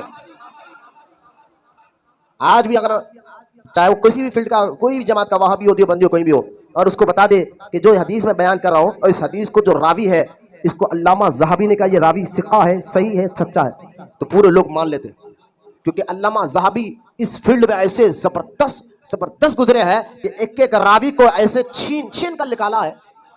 تو آج بھی لوگ علامہ ذہبی کے راویوں پر بغیر یعنی تحقیق کرے آنکھ بن کر یقین کرتے ہیں. ارے جس تحقیق پر علامہ ذہبی نے مہر لگا دیا ہے وہ راوی سچا ہوتا ہے، اچھا ہوتا ہے. تو علامہ ذہبی اتنے بڑے امام ہے. علامہ ذہبی کہتے ہیں میں نے اپنے استاد حضرت سیدنا عبدالعزیز بن سلام جو میرے استاد تھے، علامہ ذہبی کا دور غوث اعظم کے خلفاء کے مریدوں کا دور ہے، یعنی غوث اعظم کے خلفاء اور ان کے مرید کا دور چل رہا تھا، تب علامہ ذہبی کا دور ہے. تو علامہ ذہبی نے غوث اعظم کے مرید، پھر ان کے پیر، پھر ان کے پیر غوث اعظم، ان سے پوچھا، کسی نے عبدالعزیز بن سلام بن شافعی تھے تو مسئلہ کے فقہ کے اعتبار پر شافعی، لیکن بہت بڑے عالم دین تھے کہ علامہ ذہبی جن سے پڑھتا تھا، علامہ ذہبی جن سے پڑھتا تھا. تو حضرت امام ذہبی کہتے ہیں، یہ لکھا کہ امام ذہبی سیر النبالہ میں لکھا، کتاب کا نام ابھی عربی میں ہے، فارسی میں میں نے اس کو بہت کوشش کی اس کتاب کو حاصل کرنے کی، لیکن مجھے پتا چلا ابھی اس کا اردو ترجمہ نہیں ہوا. یہ عربی میں ہے اور فارسی میں ہے، سیر النبالہ، اس میں آپ پڑھیں گے تو آپ فرماتے علامہ ذہبی فرماتے ہیں کہ میں نے اپنے استاد سے جب ایک مرتبہ پوچھا کہ آپ کی نظر میں، کیونکہ آپ کو جس فیلڈ کے امام ہے نا علامہ ذہبی، جس فیلڈ کے امام ہے تو ان کے استاد بھی اسی فیلڈ کے امام تھے نا، تو ان سے میں نے پوچھا کہ آپ بتائیے کہ حضرت شیخ عبد القادر جیلانی کے بارے میں آپ کیا کہتے ہیں. تو حضرت علامہ ذہبی کہتے ہیں میرے استاد عبدالعزیز بن سلام نے یہ بات کہی کہ میں نے عبد القادر جیسا محدث، عبد القادر جیسا فقیہ اور عبد القادر جیسا شیخ میں نے کبھی دیکھا نہیں ہے. مطلب یہ ہے کہ علم النسب کے جاننے والے محدثین صدقہ غوث اعظم کا لیتے تھے. اس فیلڈ میں بھی اللہ نے غوث اعظم کو امامت کا درجہ عطا فرمایا. میں کس بات کروں، کیسا علم میرے غوث پاک کے پاس تھا. اب آئے، یہ تو غوث اعظم کے میں بات کر رہا تھا، ذرا غوث اعظم کے بیٹے کے بیٹے کیا بولتے اس کو، بیٹے کے بیٹے کو کیا بولتے ہیں، پوترے نا، پوتروں کی بات سنیے. غوث اعظم کے پوترے نام تھا شیخ عفیف الدین، حضرت سیدنا شیخ عفیف الدین. اور یہ بیٹے کس کے تھے جانتے آپ، یہ بیٹے تھے، ابھی آگے میں بتاؤں گا ان کا نام بھی. شیخ غوث اعظم کے بیٹے عبد الوہاب کی اولاد میں سے تھے غوث اعظم کے پوترے. اب سنیے آپ، اور ان کا لقب علماء، آپ کے پوتے کو اس دور کے علماء، غوث اعظم کا دور آج کے جیسا دور نہیں تھا. غوث اعظم کے دور میں بڑے بڑے علماء، محدثین، فقہاء، ارے بڑے بڑے اولیاء اللہ کا دور تھا. غوث اعظم کا دور آج کے جیسا دور نہیں. شاید ہی گلیوں میں پکا مجھے ہوا اچھا مضبوط مفتی تمہیں ڈھونڈے تو ایک آدھ ملے گا، لیکن اس دور میں گلی گلی میں پکے مفتیاں تھے، محدثین تھے، علماء تھے. وہ دور کی بات کر رہا ہوں. ان کے غوث اعظم تو غوث ہے، اور ان کے بیٹے کا مقام سنیے آپ. بولو سبحان اللہ. شیخ عفیف الدین رحمت اللہ تعالی کون ہے سنیے آپ. ان کو لوگ اس دور میں کیسا یاد کرتے تھے غوث اعظم کے اس پوتے کو. شیخ امام و عالم فاضل عفیف الدین بن مبارک بغدادی ہے، جو کہ اب سنیں علماء فرماتے جو کہ جمال فقہا کا جمال. نہیں سمجھیے آپ, میں کہوں گا جناب میرے پاس جو علم ہے تو میرا علم کچھ نہیں ہے ان کے سامنے. یہ تو علم کے چمکتا سورج ہے, جمال ہے, خوبصورت ہے اس علم میں. تو اب علماء کی نظر میں کیا ہے؟ فقہا کے جمال. شیخ عفیف الدین کیا تھے اس دور میں؟ جمال فقہا. اب سنیں ایک لقب, فقہ میں اتنے بڑے امام. پھر فرمایا فقر المحدثین. بولو نا سبحان اللہ. محدثین جن پہ فخر کرتے ہیں, فقر المحدثین, جمال فقہا. فقر المحدثین کی اولاد میں سے ہے. انہوں نے اپنے دادا شیخ, اب پڑھا کس نے تھا؟ شیخ عفیف الدین رضی اللہ تعالیٰ عنہ. پڑھا کس سے تھا؟ جو جمال فقہا بنے اور فقر محدثین بنے. پڑھا ہی غوث اعظم دستگیر سے تھا. انہوں نے اپنے دادا شیخ عبد القادر جیلانی سے فقہ کا علم بھی حاصل کیا اور حدیث بھی سنی. جو ان سے پڑھتا ہے وہ فقہا کا جمال بن جاتا ہے, جو ان سے پڑھتا ہے وہ محدثین کا فخر بن جاتا ہے. یہ میرے غوث پاک کی اولاد ہے تو سرکار غوث اعظم کا مقام و مرتبہ کیا ہوگا. میں کرامات اس لیے نہیں سنا رہا ہوں, کرامات تو آپ سنتے رہتے, ذرا علمی مقام پر دیکھیے آپ. کرامات تو آپ سنتے رہا. آج کے دور میں کرامت اگر کسی بھی ولی کو سناؤ, کسی بھی ولی کرامت سناؤ, لیکن بندوں کا ذہن غوث پاک کی طرف ہی جاتا ہے, کیونکہ غوث اعظم اور کرامت میں اتنا گہرا رشتہ ہے. غوث اعظم اور کرامت میں اتنا گہرا رشتہ ہے. اگر آپ کرامت سنائیں غریب نواز کی, اگر آپ کرامت سنائیں بندہ نواز کی, اگر آپ کرامت سنائیں صابر پاک کی, لیکن پہلے ذہن لوگوں کا جو ہے غوث پاک کی طرف ہی جاتا ہے. میں کیا آپ کو کرامت بتاؤں, کرامت تو آپ سنتے رہتے ہیں, اور آج بھی میرے غوث پاک کی کرامت جاری اور ساری ہے. کیونکہ میں آپ کو بتا دوں کہ سرکار غوث اعظم کا فیض آج بھی ساری جاری ہے اور قیامت تک جاری رہے گا انشاءاللہ. اب یہ تو شیخ عفیف الدین. آئیے عبد الوہاب کے دوسرے بیٹے, غوث اعظم کے سب سے بڑے بیٹے کا نام سید عبد الوہاب ہے رضی اللہ تعالیٰ. غوث اعظم کو 30 بیٹے تھے اور 20 بیٹیاں تھیں, 4 بیویاں تھے. بولو سبحان اللہ. اور غوث پاک کی مقدس چاروں بیویاں جس کمرے میں جاتے ایسی عابدہ زاہدہ طیبہ طاہرہ تھی کہ جس کمرے میں آپ کی بیوی چلے جاتی, اگر کمرے میں اندھیرا ہے تو جسم سے نکلتے ہوئے نور سے وہ کمرہ اجالا ہو جاتا. یہ میرے سرکار غوث اعظم کی مقدس بیویوں کا مقام ہے. تو 30 بیٹے بھی, ان کے سب سے بڑے بیٹے کا نام عبد الوہاب ہے. غوث اعظم کے سب سے بڑے بیٹے کا نام کیا ہے؟ ایک روایت میں ہے انہوں نے ہی نماز جنازہ پڑھایا غوث پاک کا. اب سنیے ان کے بیٹے ہیں شیخ منصور بن عبد السلام. اب سنیے شیخ منصور عبد السلام بن سیف الدین عبد الوہاب, یہ کون ہے؟ یہ بھی جمال فقہا, زین العلماء. زین کہتے ہیں عبادت گزار کا تاج, تو یہ زین العلماء تھے, علماء کے سر کا تاج. کون؟ غوث اعظم کے پوتے. ارے بولو نا سبحان اللہ. ہے اس دور کا. اب سنیے آپ, شیخ امام منصور بن عبد السلام بن امام سیف الدین کون ہے؟ فرمایا جمال فقہا زین العلماء والمحدثین. یہ علماء کے سر کا بھی تاج تھے اور محدثین کے بھی سر کا تاج ہے. جنہوں نے فقہ, اب حاصل کس نے کیا تھا؟ جنہوں نے فقہ اپنے دادا شیخ عبد القادر جیلانی سے حاصل فرمایا تھا. اور جنہوں نے اپنے باپ عبد الوہاب سے حدیثیں پڑھی تھی. بول لو سبحان اللہ. اپنے جد سے حدیثیں سنی. اس کے علاوہ ابو الحسن محمد بن اسحاق بن صالح, ابو فتح سے بھی محمد بن عبد الباقی بن احمد وغیرہ سے بھی محدث نہیں. شیخ احادیث کتاب سے خود پڑھتے تھے, یعنی غوث اعظم کے پوترے شیخ احادیث کتاب سے خود پڑھتے تھے, اپنے ہاتھ سے لکھتے تھے, اپنے دادا کے مدرسے میں درس دیا کرتے تھے. ارے یار غوث اعظم کی روح مبارک بھی خوش ہو رہی ہوگی. کبھی اس نظرے سے بھی غوث اعظم کو سمجھو. آج ان کے پوتوں کا ذکر میں کر رہا ہوں, ہاں قریبی پوتوں کا. وہ بھی آج بھی غوث اعظم کے پوترے یہاں 14ویں پشت بھی ہمارے حیدرآباد میں ہے, 13ویں پشت بھی ہمارے حیدرآباد میں ہے. میں یہ پہلی پشت کا ذکر کر رہا ہوں. لہٰذا کیا کرتے تھے؟ یہ کام ہوتا تھا بزرگان دین کا. کیا سکھا اپنے بیٹے کو, اپنے پوتے کو غوث پاک نے؟ قرآن, حدیث, فقہ, اسی میں تو ماہر بنایا نا, اسی میں 10 دن لگایا نا. اور وہ مدرسوں میں دیا کرتے تھے. صرف قوالی سن کر نہیں بیٹھتے تھے بھائی, صرف جو ہے کھانا کھلا کر خوش نہیں ہوتے تھے. اگر ہاتھ پیر چومنا ہے, میں کہتا ہوں یقیناً اللہ کے نیک اور محبوب بندے اور خاص طور پر سیدوں کا ہاتھ چومو, پیر چومو, کوئی شک نہیں ہے, کوئی شک نہیں ہے, چومنا چاہیے. لیکن اس حد تک ان کو نہ رکھو. میں ان کو ہاتھ جوڑ کر کہہ رہا ہوں, جو آپ کے بڑوں کا طریقہ تھا, اپنے مریدوں کے اندر تربیت پیدا کرو, حلال حرام کی تمیز پیدا کرو, صحیح اور غلط کی مزاج دیا کرو. یہی کام اپنے بڑوں کا, جد اعلیٰ کا بھی تھا اور آپ کا بھی ہونا چاہیے. لہٰذا اپنے دادا کے مذہب میں درس دیا کرتے تھے, حدیث بیان کیا کرتے تھے, فتوا دیا کرتے تھے. آپ نے چند ریاستوں کے مالک بنے، ان سے اہل بغداد کی ایک جماعت نے، کن سے؟ آپ کے پوتے شیخ منصور بن عبدالسلام سے اہل بغداد کی ایک جماعت نے تقریجیں لی ہے. بولا محبت سے سبحان اللہ.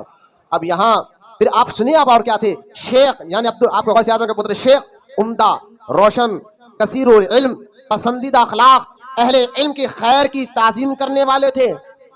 بولو نا سبحان اللہ. غوث اعظم کے پوتے کیا تھے؟ عمدہ اخلاق، اچھی اخلاق. جو اہل علم ہے ان کی عزت کیا کرتے تھے. غوث اعظم کے پوتے جو اہل علم کی تعظیم کیا کرتے تھے، اپنے قول اور فعل میں سکھا تھے.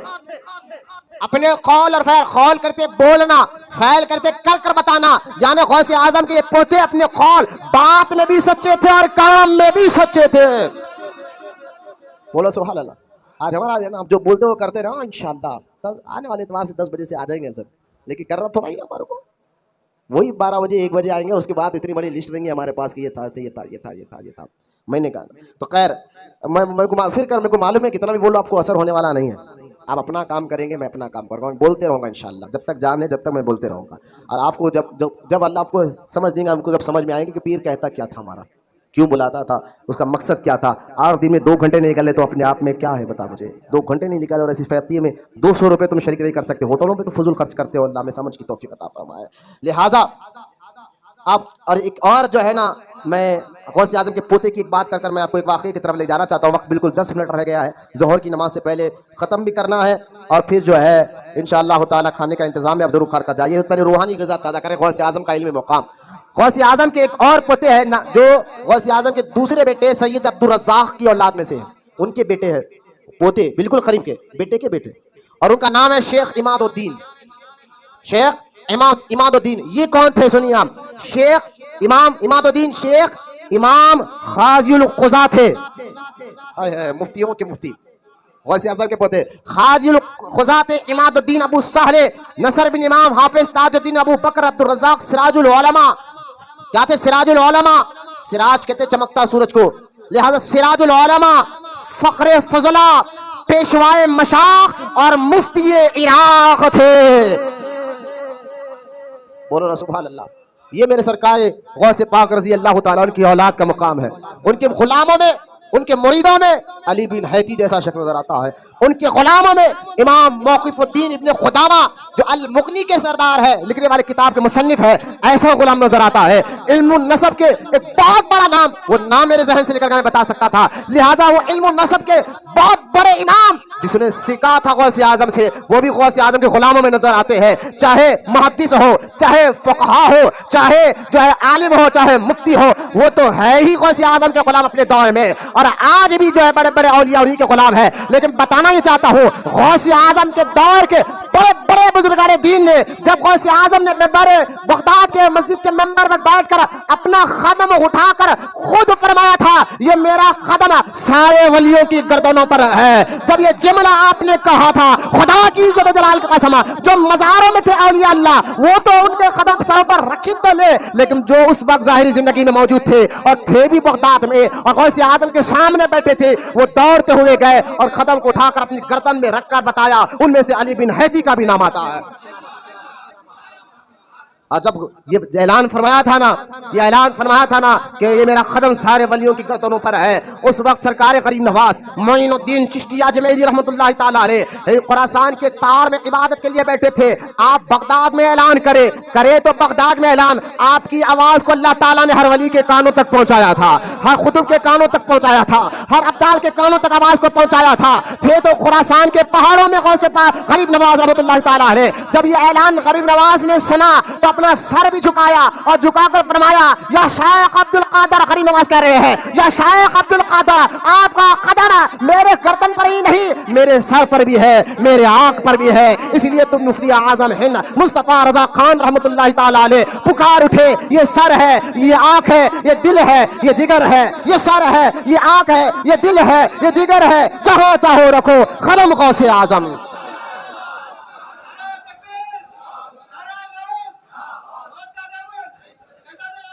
لہذا توجہ فرمائے، سرکار غوث پاک رضی اللہ تعالیٰ عنہ سرکار غوث پاک رضی اللہ تعالیٰ عنہ کہ یہ ولایت کا مقام، میں تو علمی مقام بتا رہا تھا، ولایت کا مقام میں کیا بتاؤں. آج بھی میرے غوث اعظم کہیں ولایت کی روشنی ہر عالم پھیلی ہوئی ہے. آج بھی آپ کا فیض ہر عالم جاری اور ساری ہے، انشاءاللہ تعالی ہمیشہ جاری اور ساری رہے گا انشاءاللہ.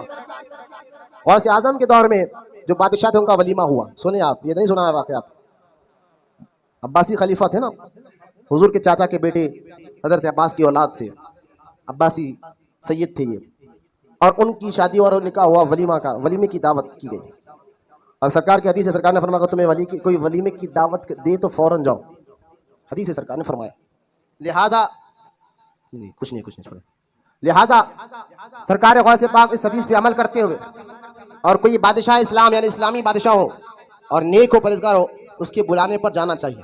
علماء کو بھی جانا چاہیے، کیونکہ وَأُولِي الْأَمْرِ مِنْكُمْ یہ آیت بتا رہی ہے کہ جو تمہارے پاس اہل علم، جو بادشاہ نیک ہو، اچھے کام میں بلاؤ، اس کے پاس جانا چاہیے. علماء جاتے تھے، بزرگان دین جاتے تھے. جن بزرگوں نے بادشاہوں کے پاس نہیں گئے وہ دنیا دار بادشاہ تھے، ان کے پاس نہیں گئے. لیکن جو نیک بادشاہ ہو، پرہیزگار ہو، قوم کا درد رکھنے والا ہو، حلال حرام جاننے والا ہو، ایسے بادشاہوں کے پاس ہم نے بزرگوں کو آتے ہوئے بھی دیکھا، ان کے ساتھ بیٹھتے ہوئے بھی دیکھا. ولی تھے اتنے بڑے امیر، آپ ہی کے پاس کہہ گئے، ابھی آپ کو پتا نہیں ہے، میں تحقیق کر زبان کھولو. لہذا سرکار غوث پاک کے دور میں جب اس بادشاہ کا ولیمہ تھا، دعوت سب کو پہنچی. سارے بغداد کے اس دور کے مشائخ آئے، سب آ کر جب دعوت ختم ہوئی جانے لگے، چلے گئے. بادشاہ نے اپنے خدام سے پوچھا سارے مشائخ آئے؟ تو خدام نے کہا حضور 3 مشائخ کو چھوڑ کر آئے. غوث پاک کے دور کے مشائخ تو مشائخ تھے ہوں گے نا، وہاں تو 2 نمبری چلتی بھی نہیں تھی اس وقت.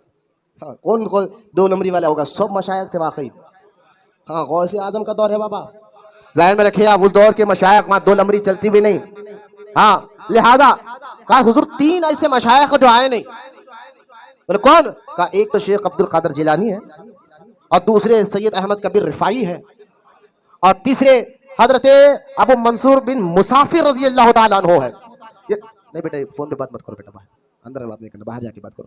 لہذا یہ 3 بزرگ ہیں، ہائے یہ تینوں آئے نہیں. تو آپ نے خاص طور پر خدام سے کہا کہ جاؤ جا کر غوث اعظم کی بارگاہ میں پہلے دیکھ کر آؤ وہ کیا کر رہے، پھر ہم اپنے بیٹے کے ذریعے ان کو بلائیں گے. تو لہٰذا ادھر بادشاہ کا آدمی محل سے نکلا، ادھر غوث اعظم نے اپنے مرید کو بلا کر فرمایا کہ فلاں علاقے میں جاؤ، اسی مسجد کے اندر حضرت ابو منصور بن مسافر بیٹھے ہوئے ہیں، ان کو بھی بلا کر لاؤ. اور دوسرے مرید کو کہا تم فلاں علاقے میں جاؤ، اور وہاں پر اس مسجد کے اندر سید احمد کبیر رفاعی بیٹھے ہوئے ہیں، ان کو بھی بلا کر اسی وقت میرے خانقاہ میں، میرے مدرسے میں لے کر آؤ. ابھی بادشاہ کا غلام آیا ہی نہیں پیغام دینے، اس سے پہلے غوث اعظم نے ان دونوں کو اپنے مدرسے میں بلا کر بٹھا دیا. پتا کیا چلا؟ ابھی تو اس نے محل کے اندر یہ بات کہی تھی، لیکن غیب کی بات اللہ تعالیٰ، نبی تو دور کی بات ہے، اللہ تعالیٰ اپنے ولیوں کو بھی بتاتا ہے. تو پتا کیا چلا؟ جب غلاموں کا یہ عالم ہے تو آقا کا عالم کیا ہوگا؟ مرید گیا ابو منصور بن مسافر سے کہا، اپنے وقت کے بڑے ولی غوث اعظم جس کو بلا رہے ہیں، یار سوچو کیسے ولی تھے. کہا حضور عبد القادر جیلانی بلا رہے. آپ نے فوراً اٹھا، اور یہ ہمارا امام ہے، چلیے ملے.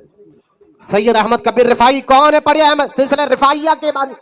سید احمد کبیر رفاعی جب مدینہ پاک میں سرکار کے روضے پر حاضری دینے سلام عرض کر رہے تھے تو قبر مبارک سے سرکار نے اپنا ہاتھ نکال کر اس سے مصافحہ کیا تھا. اور اس دور میں 90,000 لوگوں نے اس منظر کو اپنی آنکھوں سے دیکھا تھا.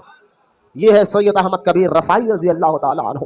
لہذا یہ دونوں بزرگ غوث اعظم کے بلائے پر غوث پاک کے پاس آ گئے. ابھی خادم نہیں آیا بادشاہ کا، یہ دونوں آ گئے، بیٹھے ہوئے ہیں. اچانک خادم آیا بادشاہ کا، دیکھا سلام عرض کیا، سلام عرض کے کہا جن کو بلانا ہو تینوں کی تو نے یہ دونوں بھی غوث پاک کے پاس ہے. فوراً پلٹا بادشاہ کا، حضور کے پاس یہ دونوں بیٹھے ہوئے ہیں. تو بادشاہ نے قیمتی رقعہ دیا، اپنے بیٹے کو بھیجا، جا کر اللہ کر لاؤ. بڑوں کو بلانا ہے تو ایسا دے کر بیٹھنا، جا رہے تو لا لے، تو کر لے. علماء کی عزت کرو، علماء کا ادب کرو. داڑھی کٹوں کو بیچ کر جا حضرت کب آ رہے آپ بھائی، کوئی تو بھائی بولتا ہمارے، بولتے تو حضرت بھائی بول رہے ہیں، جیسا عالم ہو اس کی عزت بھی کرنا چاہیے، اللہ میں سمجھتے ہو. لہذا خود بادشاہ نے اپنے بیٹے کو بھیج کر، آپ کہیں گے ابھی تو ولیمہ ہوا، بیٹا کہاں سے؟ آپ دوسری شادی تھی. وہ خود بیٹے کو بھیج کر بھجایا.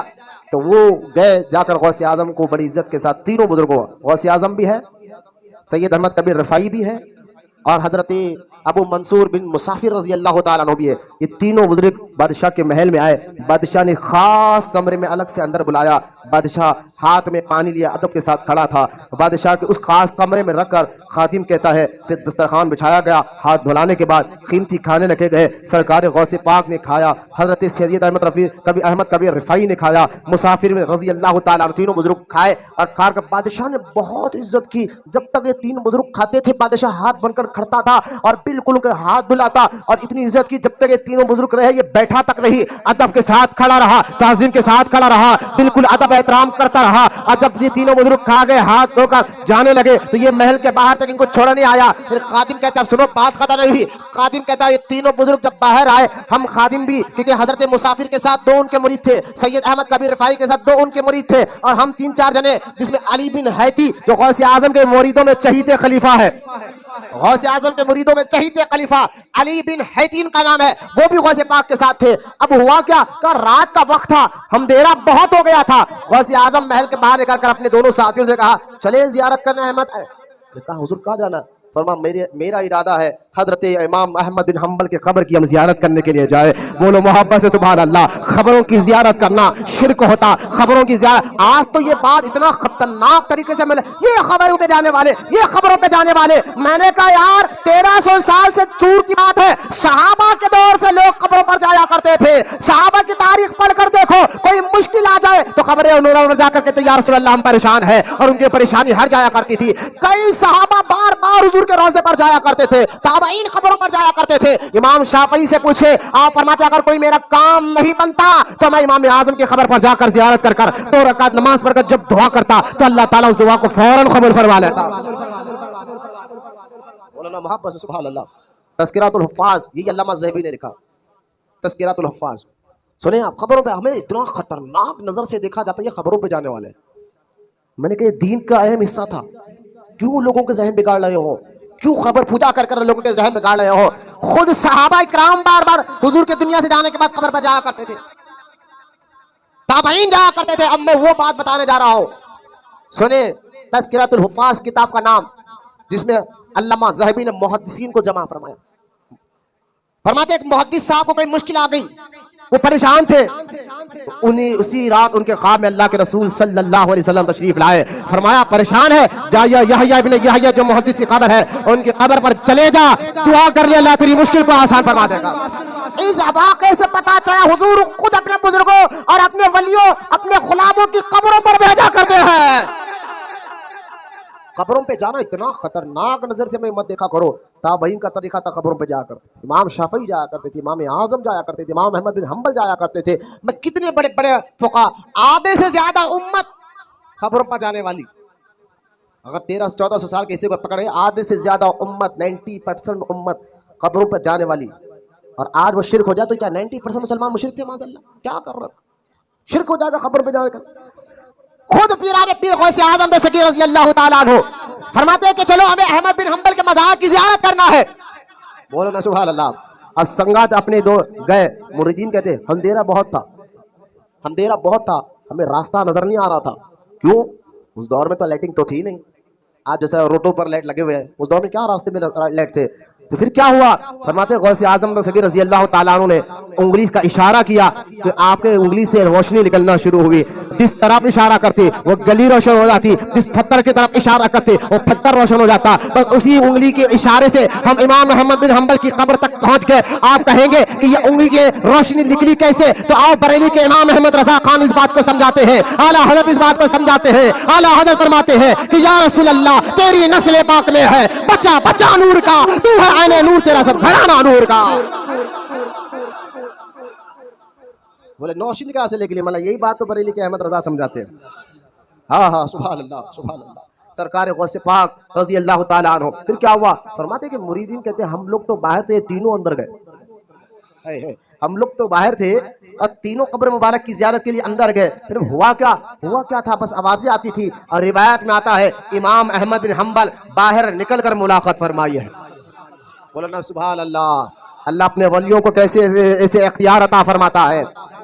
5000 لوگوں نے غوث اعظم کی, یہود اور نصارہ نے, رافضیوں نے, کیونکہ اس دور میں شیعہ تھے, ترزیلیہ تھے, تفضیلیوں نے غوث اعظم کے ہاتھ پر کلمہ پڑھا ہے 5000 کے قریب. اور 1 لاکھ کے قریب گناہگار شرابی زانی لوگوں نے غوث اعظم کے ہاتھ پر توبہ فرمایا. غوث اعظم دستگیر رضی اللہ تعالیٰ تقریر فرما رہے ہیں. آپ جانتے غوث پاک کی تقریر کیسی تھی؟ آپ پڑھ کر دیکھیں فتوح الغیب غوث پاک کی کتاب، توحید کی باتیں، نماز کی باتیں. غوث اعظم کی تقریر میں نے ایک بات بہت زیادہ دیکھی. غوث اعظم کی جو کتاب ہے فتوح الغیب، اس کتاب میں 60 خطبے ہیں غوث پاک کے، اور اس میں آپ ایک بات بڑی کامن دیکھیں گے آپ، جو غوث اعظم نے بار بار ریپیٹ کیا، بار بار کہا ہے، بار بار مریدوں کو بولا ہے، بار بار بولا. کون ہے غوث پاک؟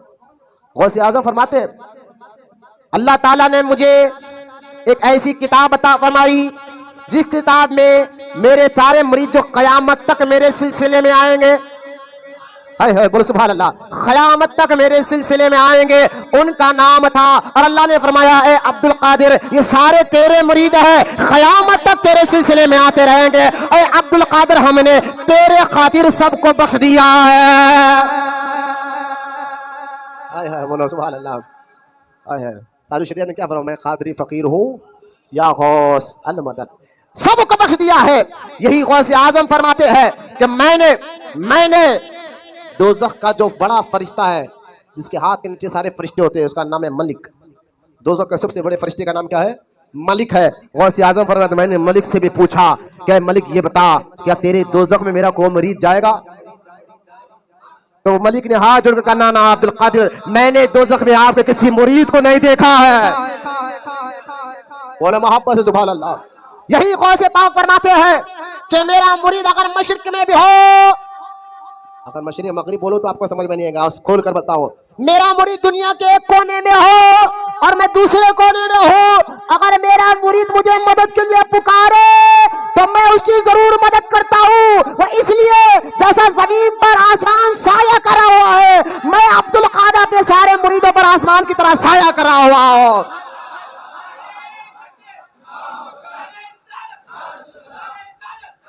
یہ میرے غوث اعظم ہے. بولو سبحان اللہ. فرماتے غوث اعظم کیوں؟ فرما دیکھو پوری دنیا کو میں ایسے دیکھتا ہوں جیسے کہ تم ہتھیلی میں رائی کا دانہ ہو. ہمارے لیے دور نزدیک ہے، یہاں سے بغداد دور ہے، وہ دور ہے، اجمیر دور ہے، بمبئی دور ہے، دلی دور ہے، لیکن غوث اعظم کے لیے ہاتھ میں پوری دنیا، پورے شہر اللہ کے ہاتھ میں رائے کے دانے کے برابر نظر آتے ہیں. اور اللہ نے اختیار ایسا دیا، تصرف ایسا دیا، جو اتوار میں نے بتایا تھا ولایت تکوینی کے بارے میں، تصرف ایسا دیا جن کو یہ ولایت ملتی ہے پورے کائنات میں تصرف کرنے کا اللہ ان کو اختیار عطا فرماتا ہے. یہ ادھر رکھ دیتا ہے، جس طرح ہاتھ میں کوئی چیز رکھے اٹھاؤ ادھر رکھو یا اٹھا ادھر رکھو، بس یہی طرح پوری کائنات کو ہاتھ میں یعنی ایسا دیکھتے کہ ہاتھ میں رائے کے دانہ ہو تو چاہے بھی ان کا چاہنے والا جب بھی پکارے غوث اعظم ضرور مدد کرتے اور کر رہے ہیں. ایک سوال کا جواب میں آپ کو دے دیتا ہوں. اللہ غوث اعظم سے بات کرتا تھا بولو نا سبحان اللہ. لیکن وہابیوں کو یہ بات پڑھ لے پڑے گی. ہاں بات تو اللہ نبیوں سے کرتا ہے وحی کے ذریعے. موسیٰ سے ڈائریکٹ بات کرتا تھا، یہ بات صحیح ہے، علیہ الصلوۃ والسلام کلیم اللہ ہے. موسیٰ علیہ السلام سے بات کرتا تھا، نبیوں کو وحی کے ذریعے بات کرتا تھا. یہ کیا کہہ رہے ہو کہ اللہ غوث اعظم سے بات کرتا ہے؟ میں نے کہا غوث اعظم کا خود کا لکھا ہوا قصیدہ پڑھو. غوث اعظم فرماتے ہیں، عبد القادر جیلانی خود اس قصیدے میں غوث اعظم نے خود قصیدہ لکھا، اس میں غوث اعظم فرماتے ہیں جب تک میرا رب مجھے یہ نہیں کہتا اے عبد القادر تجھے میری قسم کھانا کھا لے، تب تک عبد القادر نہ کھانا کھاتا ہے. جب تک میرا رب مجھے یہ نہیں کہتا اے عبد القادر تو پانی پی لے، جب تک میں نہ پانی پیتا ہوں نہ کھانا کھاتا ہوں. اب اندازہ کرے جس کا رب قسمیں دے دے کر کھلاتا ہے وہ غوث اعظم کا مقام و مرتبہ کیسا ہوگا. لیکن سوال پھر وہی ہے، اللہ کیسے بات کرتا ہے؟ اللہ نبیوں سے بات کرتا ہے نا ولی سے. کیوں؟ کیا معاذ اللہ غوث اعظم نبی ہو گئے؟ اتنی تعریف کرو تم لوگ، اور تم اہل سنت خود کہتے ہو کوئی بھی ولی نبی کے برابر نہیں ہو سکتا. میں نے کہا بالکل نہیں ہو سکتا، کسی نبی کے برابر کوئی ولی نہیں ہو سکتا. پھر تم کیسے کہہ سکتے ہو کہ اللہ غوث اعظم سے بات کر رہا تھا؟ میں نے کہا اس کا جواب آپ کو دوں گا، وہ بھی قرآن سے. بولے سبحان اللہ. قرآن سے جواب سنو. بولے وہ کیسا؟ میں نے کہا موسیٰ علیہ السلام کا واقعہ قرآن میں، اب میں تفسیر میں نہیں جاؤں گا، قرآن میں یہ واقعہ ایک دو جگہ موجود ہے. موسیٰ علیہ السلام کی ماں کا واقعہ، جب فرعون نے چاہا تھا موسیٰ پیدا نہیں ہونا. اس رات کو ایک لیڈی سپر چڑھی ہو جاؤ، درود پاک پڑھیے. جب یہ قرآن پاک میں جب یہ واقعہ ہے کہ موسیٰ علیہ السلام کی ماں جب موسیٰ علیہ السلام کو پیدا کرے، فرعون تو بچوں کو مار رہا تھا، تو موسیٰ علیہ السلام کی ماں پریشان تھی اب میرے بچے کو بتاؤں کیسا، بچاؤں کیسا. تو قرآن کہتا ہے، اللہ کا کلام کہتا ہے، اللہ کہتا ہے ہم نے موسیٰ کی ماں پر وحی کی، جبکہ وحی نبیوں پر کرتا ہے. یہاں وحی کا اور کوئی عورت نبی آئی نہیں. لیکن موسیٰ کی ماں پر ہم نے وحی کی تو علماء فرماتے ہیں وحی سے مراد یہاں موسیٰ کی ماں کے دل میں اللہ نے القاء کیا کہ ڈر نہیں، کچھ نہیں ہوگا، بچے کو ایک باکس میں سمندر میں تالاب میں ڈال دے، ہم اس کی پرورش کرنے والے ہیں. لہذا جب اللہ تعالیٰ موسیٰ کی ماں کے القاء کرتا ہے، بات کرتا ہے القاء کے ذریعے، تو وہی رب جو ہے اپنے محبوب ولیوں سے بھی القاء کر بات کیا کرتا ہے. کوئی یہ غلط نہیں ہے کہ اللہ بات کر رہا غوث پاک سے کر رہا، بھائی القاء کرتا اللہ. بولو نا سبحان اللہ، بولو محبت سے. ہاں تو غوث اعظم دستگیر رضی اللہ تعالیٰ عنہ، آپ ایک مرتبہ آخری بات سن کر انشاءاللہ ہم جو ہے بات ختم کریں گے کہ اب ایک بات سن لیجیے آپ. غوث اعظم دستگیر رضی اللہ تعالیٰ عنہ کو شروعات میں 250 دینار کا قرضہ ہو گیا. کتنے؟ 250 دینار کا قرضہ ہو گیا غوث پاک کو. اور جب وہ قرضہ ہو گیا تو غوث اعظم کے مرید بیٹھے ہوئے کہ اچانک ایک شخص آیا جو بغداد کا نہیں تھا، چہرے سے دکھ رہا تھا. اس نے آیا، یہ 250 درہم دیا چلے گیا. مریدوں نے پوچھا حضور یہ کون ہے جو بغداد کا بھی نظر نہیں آتا، کسی ملک کا بھی نظر نہیں آتا، یہ کون ہے جو آپ کے پاس بغیر اجازت کے آیا، ادب کے ساتھ آیا، بہت دیر بیٹھا، کچھ بات کہہ کر آپ کو پیسے دیا چلا گیا؟ تو غوث اعظم دستگیر رضی اللہ تعالیٰ نے فرمایا اس کا نام صرف القدر ہے. اس کا نام جو میرے کو آیا کر صرف القدر ہے. صرف القدر ہے، سنو نام غوث اعظم، اس کا نام صرف القدر ہے. مریدوں نے پوچھا حضور صرف القدر سے مراد کیا ہے؟ عجیب نام دکھ رہا ہے، اس سے مراد کیا ہے؟ تو غوث اعظم نے فرمایا اللہ تعالیٰ نے زمین پر ایک ایسے فرشتے کو رکھا ہے جو اپنے ولیوں کے قرضے اتارنے کو بھیجتا ہے، اسی کا نام صرف القدر ہے. بولو محبت سے سبحان اللہ. ہاں آج بھی میرے سرکار غوث اعظم کا فیض جاری انشاءاللہ ساری ہے. میں تو چاہتا تھا کچھ اور باتیں آپ کو بتاؤں. غوث اعظم ایک عالمگیری فکر رکھنے والے کا نام ہے. صرف مرید کر کرامت دکھا کر خاموش نہیں بیٹھے. فلسطین پر حملہ ہوا، یہی غوث اعظم نے آواز اٹھائی، وہاں کے مظلوموں کی مدد کی. آج بھی ہم دعا کر سکتے ہیں یار غوث اب کچھ ایسے کرم فرما دے جیسے آپ کے مرید ہو، آپ کے غلاموں میں سلطان صلاح الدین ایوبی تھا، ایسا کوئی بہادر کو بھیج کر فلسطینیوں کی حفاظت فرما، مسجد اقصیٰ کو پھر سے آزاد فرما. یا غوث اعظم جتنی دیر سے ہم بیٹھے ہیں ہمارے بیٹھنے کو آپ قبول فرمائیے. آپ ایک نظر ڈال دیجیے، ہمارے بیگڑی سنور جائے گی، ہمارے پریشانیاں ختم ہو جائیں گے. ہم چاہتے ہیں غوث پاک ہم دین کا کام کریں، نماز کی پابندی کریں، شریعت پہ عمل کریں، لیکن شیطان اور انسان کے بھٹکانے پہ ہم، نفس کے بھٹکانے پر ہم کمزور ہے.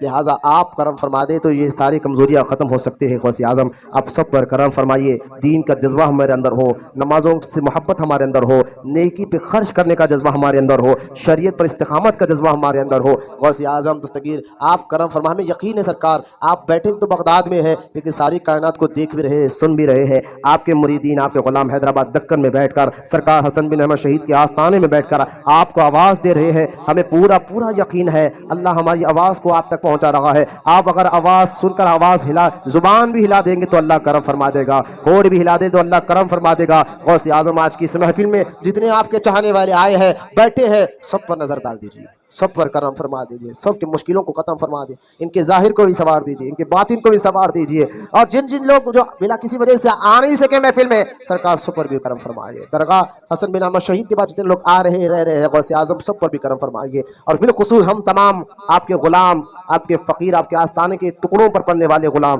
ہم سب آپ سے التجا کرتے ہیں غوث اعظم ہماری دعا تو ہم گناہگار خطا کار ہے، لیکن اگر آپ دعا کر دیں گے تو یقین ہمیں پورا یقین ہے کہ اللہ فلسطینیوں پر رحم فرمائے گا. آپ دعا کر دیں کہ فلسطین کے مسلمانوں کی حفاظت ہو جائے، فلسطین مسجد اقصیٰ پھر سے آباد ہو جائے، اور ظالم یہودیوں کو نیست نابود کر فرمائے جو ظلم کر رہے ہیں. سرکار غوث اعظم آپ کی ایک نگاہ کی بات ہے، ہماری زندگیوں کا سوال ہے، آپ کی ایک نگاہ کی بات ہے، ہماری زندگیوں کا سوال ہے. سرکار ہم سب پر کرم فرمائیے. اللہ کی بارگاہ میں پہنچ کر، اللہ کی بارگاہ میں ہم تمام کی مشکلوں کی التجا اللہ تک پہنچائیے اور اس تمام مشکلوں کو آسان فرمائیے، کاروباروں میں ترقی دلائیے. سب چیزیں آپ روشن ضمیر ہے سرکار، سب جانتے ہیں ہمیں کیا چاہیے کیا نہیں چاہیے. جو ہمارے لیے بہتر ہے اللہ سے کہہ کر وہ جلد سے جلد ہمیں دلا دیجیے. سرکار غوث اعظم ہم تمام کی دعاؤں کو قبول فرمائیے.